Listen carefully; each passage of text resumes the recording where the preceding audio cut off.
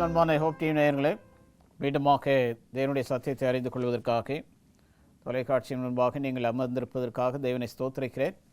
கர்த்தர் உங்களை வெகுவாய் ஆசீர்வதிப்பாராக. இந்த நாளின் நிகழ்ச்சிக்கு உங்களை அன்புடன் வாழ்த்தி வரவேற்றுக் கொள்கிறோம். யார் கண்களை மூடி கர்த்தரை நோக்கி ஜெபம் செய்வோம். அதன் பிறகு தியானத்துக்குள்ளாக கடந்து செல்வோம். இரக்கமும் மகா தயவுமுள்ள எங்கள் அன்பின் ஆண்டவரே, மீண்டுமாக இன்னொரு நாளிலும் உடைய சத்தியங்களை அறிந்து கொள்வதற்கு உமது பாதப்படியில் வந்திருக்கிறோம். கர்த்தர் எங்களை ஆசீர்வதியும். உடைய வார்த்தைகளை கேட்பதற்கு எங்களுடைய செவிகளை ஆயத்தப்படுத்தி தாரும். பரிசுத்த ஆவியினால் நிரப்பும். உடைய வார்த்தைகளை புரிந்து கொள்ள உடைய ஞானத்தை எங்களுக்கு கொடுத்தருளும். பேசுகிற வார்த்தைகள் கேட்கிற எங்களுக்கு ஆசீர்வாதமாக இருக்கே ஆண்டவர் உதவி செய்யும்படியாய் இயேசு நாமத்தில் பிதாவே, ஆமென். கிறிஸ்துவுக்குள் அன்பான ஹோப் டிவி நேயர்களே, உடன் வீரர்கள் என்ற தலைப்பின் கீழாக தேவனுடைய சத்தியத்தை நாம் ஆராயிருக்கிறோம்.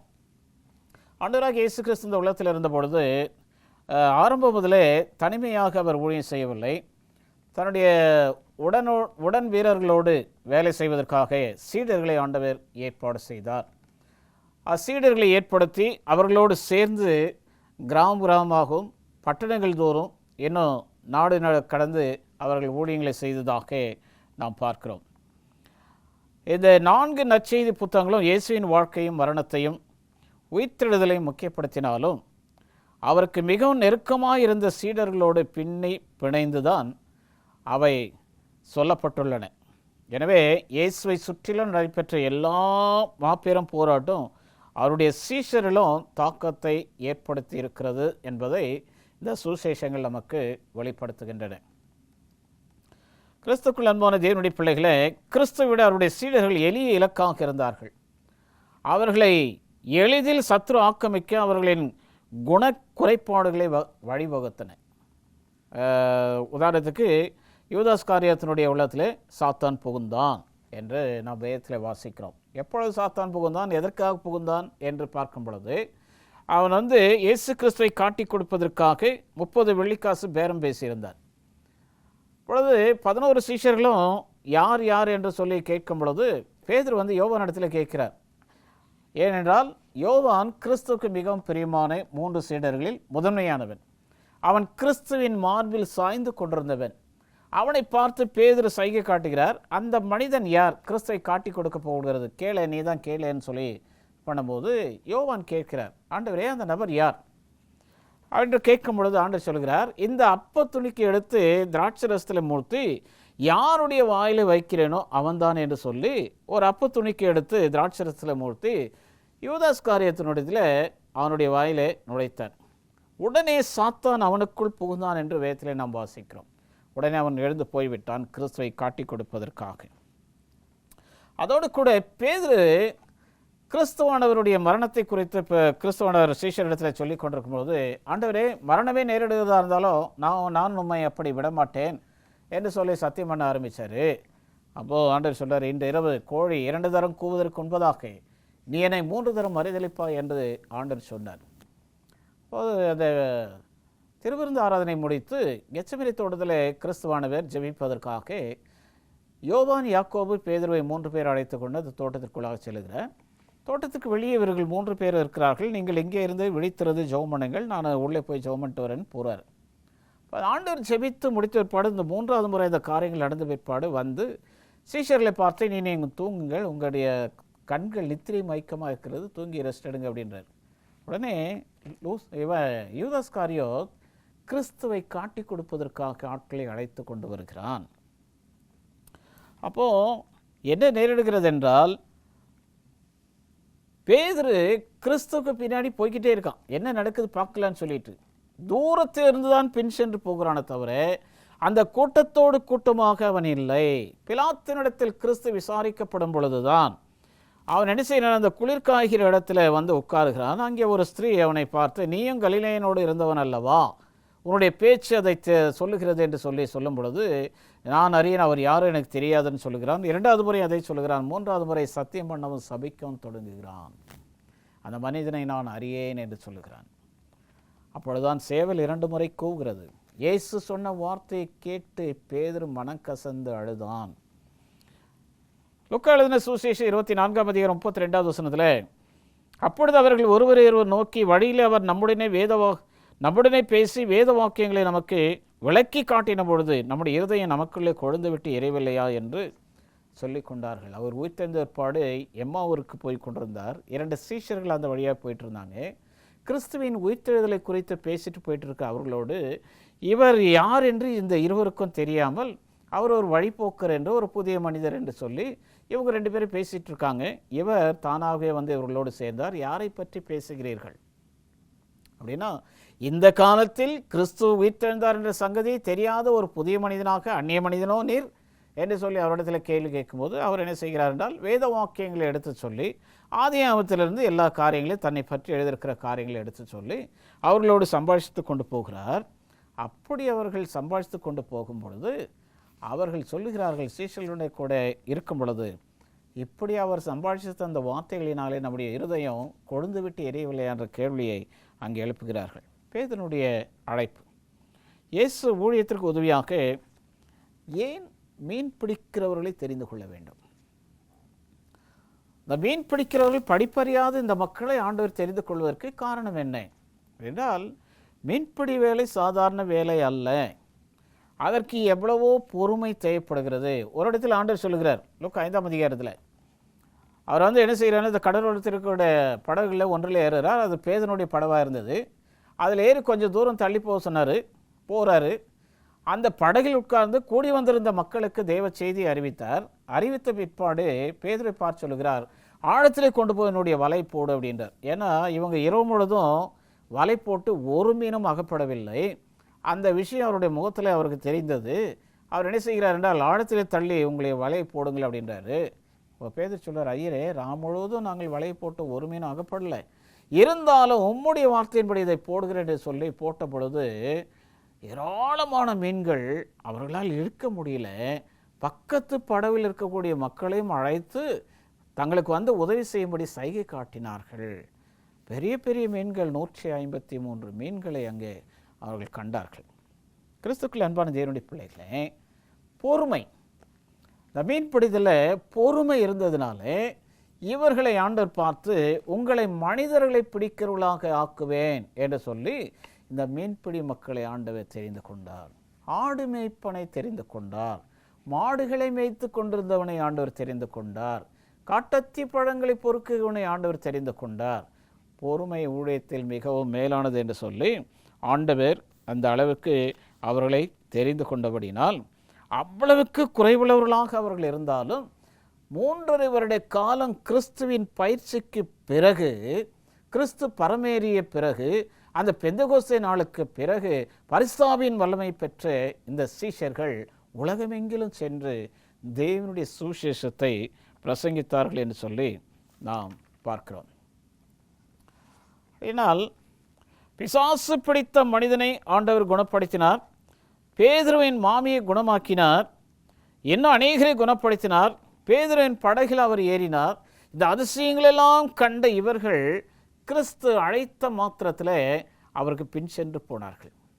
இனி நீங்கள் மீன்களை பிடிக்க வேண்டாம், மனிதர்களை பிடிக்க வேண்டாம், ஆகவே என்னை பின்பற்றி வாருங்கள் என்று கூப்பிட்ட பொழுது பேதுருவும் அந்திரேயாவும் அவரை பின்பற்றினார்கள். யோவானும் யாக்கோபும் அழைத்தபோது அவர்களும் அவரை பின்பற்றி சென்றார்கள். அதே போல் ஒரு டாக்ஸ் கலெக்டரையும் கூப்பிடுறார். வரி வசூல் செய்யக்கூடிய ஒருவனையும் ஆண்டவர் அழைக்கிறார். அப்படின்னால் இதற்கெல்லாம் பொறுமை இருந்தது. பொறுமையோடு இவர்கள் காத்திருக்க வேண்டும்.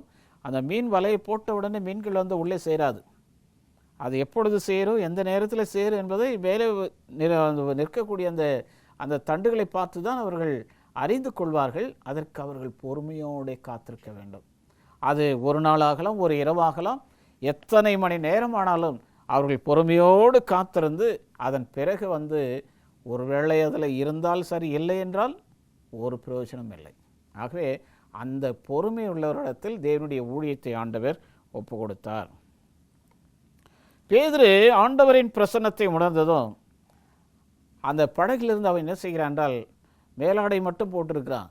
கீழே போய் தண்ணியில் குதிச்சு, ஆண்டவரை என்னை விட்டு போங்க, நான் பாவியான மனுஷன் என்று சொல்லி அங்கே ஆண்டவரிடத்தில் அவன் கேட்கிறான். கலிலேயா கடற்கரையில் இயேசு தம் சீடர்கள் அழைத்தார். ராம் முழுவதும் ஜெபித்துவிட்டு சீடர்கள் ஒன்று கூடினார்கள். 12 பேரை தேர்ந்தெடுத்தார். அவர்களுக்கு அப்போஸ்தலர் என்று பெயரிட்டார். அவர்களை ஊழியத்திற்கு அனுப்புவதற்காக முன்னதாக ஆலோசனைகளை கொடுத்தார். பிறகு 70 பேருக்கு ஆலோசனை கொடுத்தார். சீஷர்கள் ஊழியத்திற்கு போவதற்கு முன்பதாக இயேசுவிடம் கற்றுக்கொள்வதை இயேசு விரும்பினார். அதனால தான் அந்த 3 வருஷம் அவர்களுக்கு பயிற்சி கொடுத்தார். பயிற்சி கொடுத்து 2 பேராக பிரிந்து சென்று ஊழியத்தை செய்யுங்கள் என்று ஆண்டவர் அவர்களை அனுப்பி வைத்தார். இயற்கையின் மேல் ஆண்டவருடைய அதிகாரம். லூக்கா 8ஆம் அதிகாரம் 22 25 வரைக்கும் எங்கள் வீட்டில் வாசிங்க. பின்பு ஒரு நாள் அவர் தமது சீஷரோடும் படவில் ஏறி கடலின் அக்கறைக்கு போவோம் வாருங்கள் என்றார். அப்படியே புறப்பட்டு போனார்கள். படகு ஓடுகையில் அவர் நித்திரையாயிருந்தார். அப்பொழுது கடலிலே சுழல் காற்று உண்டானதால் அவர்கள் மோசமடையத்தக்கதாக படகு ஜலத்தினால் நிறைந்தது. அவர்கள் அவரிடத்தில் வந்து, ஐயரே ஐயரே, மடிந்து போகிறோம் என்று அவரை எழுப்பினார்கள். அவர் எழுந்து காற்றையும் ஜலத்தின் கொந்தளிப்பையும் அதட்டினார். உடனே அவைகள் நின்று போய் அமைதல் உண்டாயிற்று. அவர் அவர்களை நோக்கி, உங்கள் விசுவாசம் எங்கே என்றார். அவர்கள் பயந்து ஆச்சரியப்பட்டு, இவர் யாரோ காற்றுக்கும் ஜலத்துக்கும் கட்டளையிடுகிறார், அவைகளை இவர் கீழ்ப்படுகிறது என்று ஒருவர் சொல்லிக் கொண்டார்கள். கிறிஸ்துக்குள் அன்பான தேவனுடைய பிள்ளைகளை, ஆண்டவருடைய வார்த்தைக்கு எல்லாமே கீழ்ப்படுகிறது. கீழ்ப்படியாமல் இருக்கக்கூடியவர்கள் மனித இனத்தவர்கள் மாத்திரமே.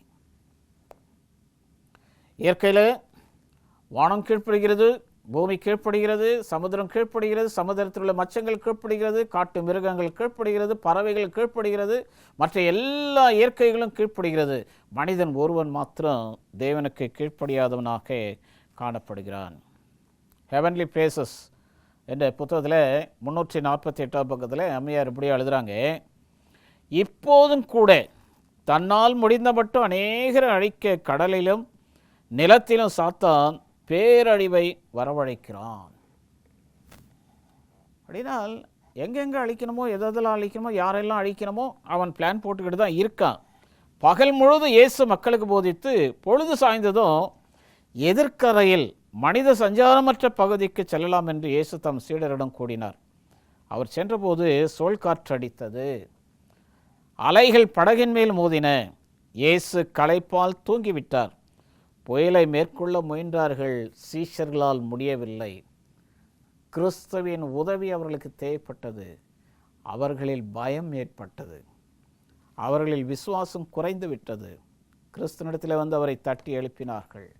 நாங்கள் மடிந்து போகிறோம், கவலை இல்லையா என்று. இயேசு எழுந்திருந்தார், காற்றையும் கடலையும் அதட்டினார். எல்லாம் அமர்ந்தது, அமைதியானது.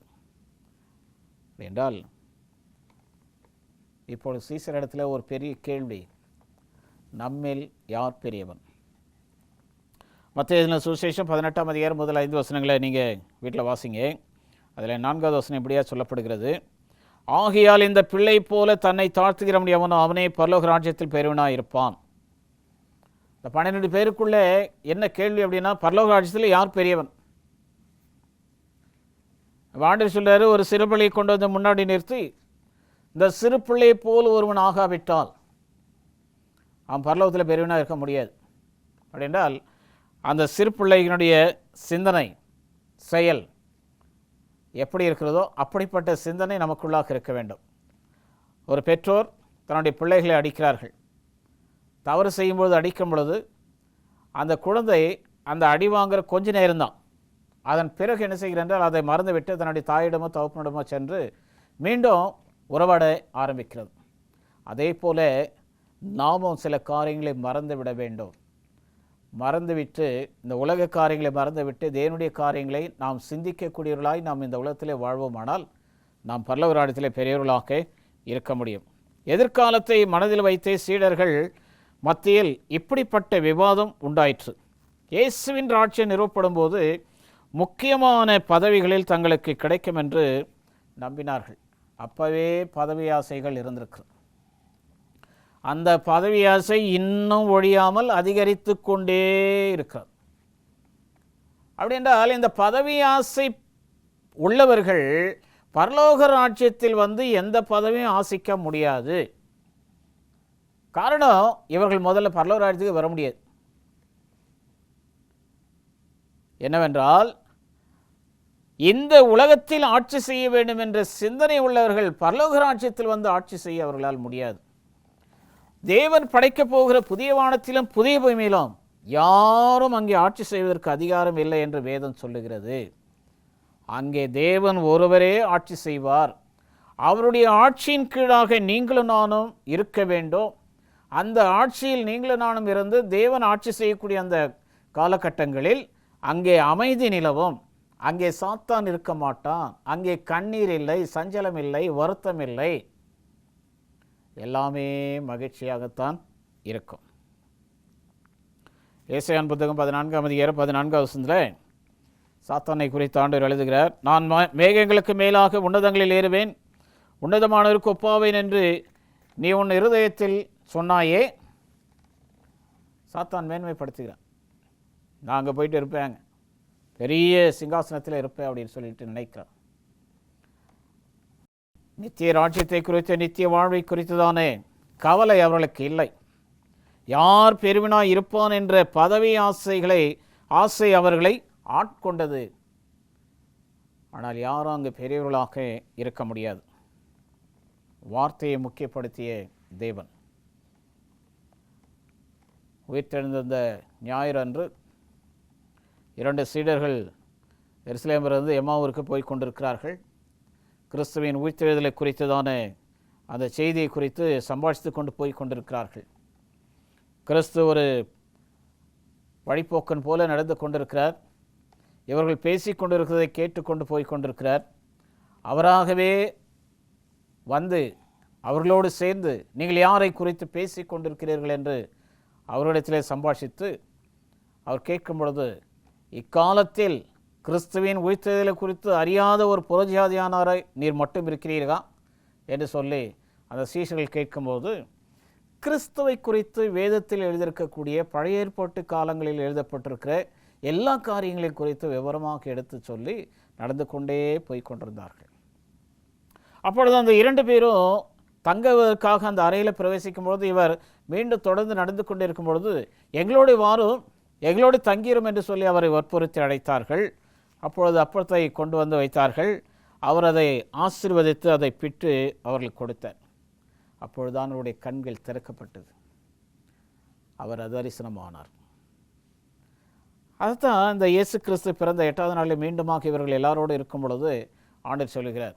ஆண்டவரை பார்த்து இவர்கள் சொல்கிறாங்க, நாம் வழியிலே போய் கொண்டிருக்கும் பொழுது அவர் நம்மோடு பேசி கொண்டிருந்த அந்த வார்த்தைகள் நம்முடைய இருதயத்தில் கொழுந்து விட்டு எரியவில்லையா என்ற காரியத்தை இவர்கள் பேசி கொண்டிருக்கிறார்கள். கிறிஸ்துக்குள் அன்பான தேவனுடைய பிள்ளைகளே, எப்படிப்பட்ட ஒரு சிந்தனை உள்ளவர்களாய், எதை பேசிக்கொண்டு இருக்கக்கூடியவர்களாய் நாம் இருக்கிறோம். கிறிஸ்து உயிர்த்தெழுந்தார், என்னுடைய பாவத்திற்காக அவர் மரித்தார், எனக்காக அவர் உயிர்த்தெழுந்தார், எனக்காகவே பரலோகத்திலிருந்து மனிதனாய் இந்த உலகத்திற்கு வந்தார் என்ற செய்தி குறித்து நாம் பேசி கொண்டிருக்கிறோமா, அல்லது உலக காரியங்களை குறித்து நாம் சிந்தித்து கொண்டிருக்கிறோமா? நம்முடைய சிந்தனை எப்படிப்பட்டதாக இருக்கிறது? வேத வாக்கியங்களை தான் முக்கியப்படுத்தினார் இயேசு கிறிஸ்துவானவர். வேத எந்த சொந்த காரியத்தையும் அந்த சீஷர்களோடு பகிர்ந்து கொள்ளவே இல்லை. வனாந்திரத்தில் சாத்தானை ஜெயித்த அவர் வேத வாக்கியங்களை பயன்படுத்தியது போல இங்கு இந்த இருவரிடம் காணப்பட்ட இருளை போக்க அவர் வேத வாக்கியத்தை உபயோகப்படுத்தினார். நம்மிடத்தில் இருக்கக்கூடிய இருளை அகற்றுவதற்கு இந்த வேத வாக்கியம்தான் நமக்கு உபயோகப்படுமே தவிர உலக சிந்தனைகளோ, உலக கவலைகளோ, உலக ஆசாபாசங்களோ நம்முடைய சரீரத்தில், நம்முடைய இருதயத்தில் இருக்கக்கூடிய இருளை போக்கக்கூடியதாக இருக்காது. ஏனென்றால் உம்முடைய வசனம் என் கால்களை தெய்வம், என் பாதைக்கு வெளிச்சமாக இருக்கிறது என்று சங்கீதக்காரன் சொன்னது போல அவருடைய வசனத்தில் தான் நம்முடைய இருளை போக்கக்கூடிய காரியங்கள் இருக்கிறது தவிர வேறு எதிலும் இல்லை. தம் ஊழிய பணியை குறித்த வேதாகம போதனைகளை அவர்களுக்கு நன்கு புரிய வைத்த பிறகுதான் அவற்றை மேலும் உறுதிப்படுத்தும் வார்த்தையான சில அனுபவங்களை கொடுக்கிறார். முதலாவது, மரணத்திலிருந்து தாம் உயிர்த்தெழுந்து விட்டதாக தம்மை அவர்களுக்கு வெளிப்படுத்துகிறார். 2வது, அவர்களின் கண்களுக்கு மறைந்து போனார். அந்த அப்பத்தை பிட்டு அவர்களுக்கு கொடுத்து விட்டு அவர் அதரிசனமானார். இயேசுவின் பாவ நிவாரண மரணம் பற்றிய தெளிவான வேதாகம் போதனைகளும் அந்த உன்னதமான அனுபவங்களும் இந்த இருவரின் விசுவாசத்தை நிச்சயப்படுத்தி இருக்க வேண்டும், பலப்படுத்தி இருக்க வேண்டும். இன்றைக்கு இதே வார்த்தைகள் உங்களையும் என்னையும் பலப்படுத்தி கிறிஸ்துவின் வருகைக்காக நாம் காத்திருக்கக்கூடியவர்களா, இந்த வருகைக்குண்டான சத்தியங்களை நாம் ஆராய்ந்து பேசக்கூடியவர்களா இந்த உலகத்தில் இருந்து நாம் காணப்பட வேண்டும். மேனுஸ்கிரிப்ட் ரிலீசஸ் என்ற புத்தகத்தில் 116வது பக்கத்தில் அம்மையார் இப்படி எழுதுகிறாங்க, கிறிஸ்துவின் சீடர்கள் கூட மெதுவாகத்தான் அவரை பற்றி அறிந்து புரிந்து கொண்டார்கள். அவர் மேல் அன்பு வைத்து அவருடைய குணத்தை கண்டு பயபக்தி கொண்டாலும் அவரை தேவகுமார் என்று விசுவாசிக்க தடுமாறினார்கள். தங்கள் முற்பிதாக்களின் பாரம்பரியங்களை அவர்கள் அடிக்கடி சுட்டிக்காட்டியதும் அவருடைய போதனைகளை அவர்கள் புரிந்து கொள்ள தடுமாறியதும் மூட நம்பிக்கையிலிருந்து அவர்கள் தங்களை விடுவிப்பது எவ்வளவு கடினமானதாக இருந்தது என்பதை காட்டுகிறது. இதனால் தேவனுடைய வார்த்தையை நாம் எவ்வளவு தூரம் முக்கியப்படுத்தி காட்டுகிறோம். முதலாவது நாம் அந்த வார்த்தைகளை அனுதினம் வாசிக்கிறோமா? வேதத்தின் மூலமாக கிறிஸ்து நம்மோடு பேசும் பொழுது அதை கேட்பதற்கு நம்முடைய செவிகளை நாம் ஆயத்தப்படுத்தியிருக்கிறோமா? அதிகாலையில் எழுந்து வேதம் வாசித்து ஜெபிக்கக்கூடிய பழக்கம் நமக்கு இருக்கிறதா? அல்லது நீண்ட நேரம் உறங்கிவிட்டு காலை நேரம் ஆகிவிட்டது, நான் அலுவலகத்துக்கு செல்ல வேண்டும் அல்லது நான் பணிக்கு செல்ல வேண்டும் என்று சொல்லி நாம் நம்முடைய கடமைகளை முடித்துவிட்டு வேகமாக உண்டு அந்த வேகத்தோடு நம்முடைய பணிகளுக்கு சென்று கொண்டிருக்கிறோமா? வேதத்தை வாசிக்காமல் ஜெபிக்காமல். இன்றைக்கு வேதத்துக்கு முக்கியத்துவம் கொடுக்கிறோமா, அல்லது மற்ற புத்தகங்களுக்கு முக்கியத்துவம் கொடுக்கிறோமா, அல்லது மற்ற காரியங்களுக்கு முக்கியத்துவம் கொடுக்கிறோமா என்பதை நாம் யோசிக்க வேண்டும். வேதத்திற்கு முக்கியத்துவம் இல்லாவிட்டால் நம்முடைய வாழ்க்கையில் எத்தனை இருந்தாலும் அவை வீண். வாழ்க்கையில் நிம்மதி என்பது கிடைக்காது. தேவனுடைய திருவசனத்தை மாத்திரமே நாம் முக்கியப்படுத்தி அவற்றுக்கு முக்கியத்துவம் கொடுத்து நம்முடைய வாழ்க்கையில் முதற்கண்ணாக அவற்றை வைத்து நாம் நம்முடைய வேலையில் நாம் செல்லும் பொழுது நமக்கு ஆசீர்வாதம் கிடைக்கும். வேதத்தை கேளாதபடி தன் செவி விளக்கனுடைய ஜெபம் அருவருப்பானது என்று சாலமோன் நீதிமொழிகள் 28ஆம் அதிகாரம் 13வது வசனத்தில் வாசிக்கிறோம், 9வது வசனத்தில் வாசிக்கிறோம்.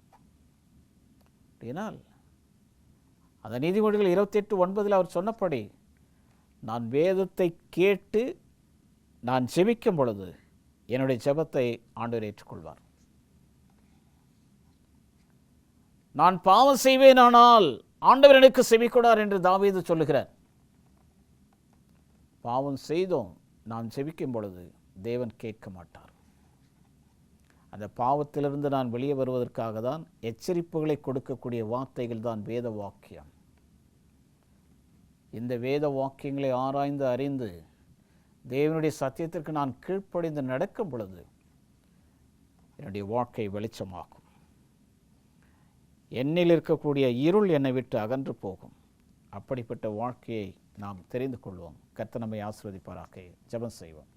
எங்கள் நேசமுள்ள ஆண்டவரே, கேட்ட நல்ல சத்தியங்களுக்காக நன்றியோடு துதிக்கிறோம். அந்த சத்தியத்தின்படி ஜீவிக்க கர்த்தர் எங்களை பலப்படுத்தும். அந்த செய்தியை கேட்டுக்கொண்டு அன்பான நேயர்களையும் அவருடைய குடும்பங்களையும் கர்த்தர் ஆசீர்வதிக்கும்படியாய் இயேசு நாமத்தில் பிதாவே, ஆமென்.